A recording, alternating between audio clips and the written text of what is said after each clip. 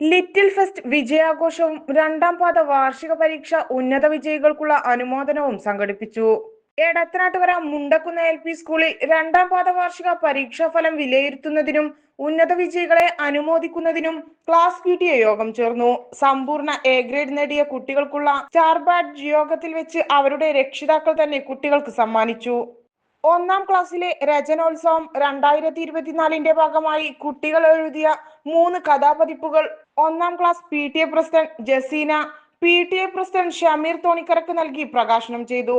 രണ്ടാം ക്ലാസ്സിലെ മികച്ച ഡയറിക്കുള്ള ഫാബിദ്, ഷൻസ ഫാത്തിമ എന്നിവർക്കുള്ള സമ്മാനം ഹെഡ് മാസ്റ്റർ P യൂസഫ് നൽകി.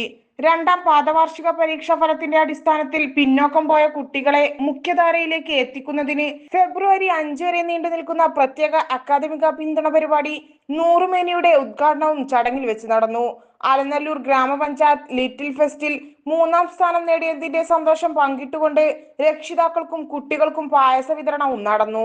Shameer Thonikkara, Ratnavalli, Ruksana, നജുമുന്നീസ, Vishnupriya, Hasna Sherin, P Hamza, Jithesh, O Bindu, K Bindu എന്നിവർ സംസാരിച്ചു.